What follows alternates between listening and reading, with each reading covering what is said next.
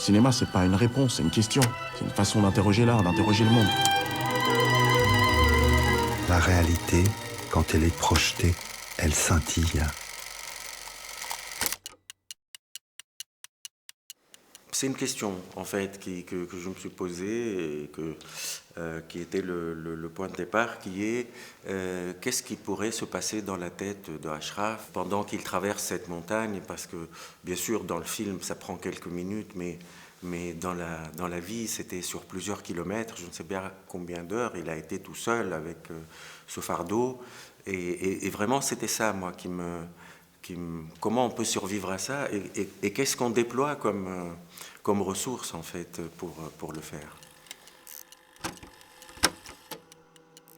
On n'a pas le même comportement, on n'a pas la même culture quand on vient de la montagne et de la campagne ou qu'on est dans les grandes villes.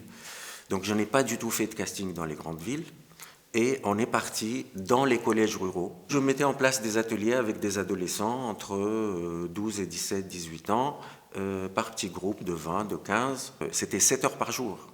7 heures par jour parce que je voulais absolument éprouver aussi leur capacité de concentration, leur capacité de résistance, même physique, pour passer une journée et plusieurs jours de suite à être en train de jouer.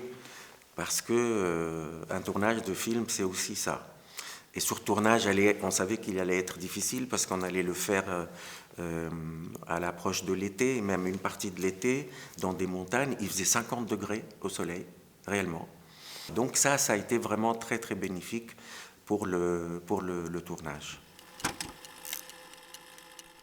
Et les premières heures d'un deuil, de toutes les manières, qu'on soit adulte, qu'on soit enfant, les frontières ne sont plus tout à fait visibles et claires. Encore plus chez un enfant, chez qui déjà ils sont encore à un âge où les frontières sont un peu poreuses entre l'imaginaire. Qu'est-ce qui fait partie du réel pour eux? Qu'est-ce qui fait partie d'un monde intérieur, d'un monde imaginaire, etc.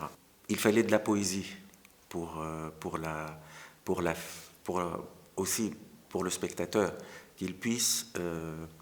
la poésie permet de recevoir l'histoire comme une histoire humaine et non avec la complexité de la psyché humaine, mais pas comme une histoire morbide.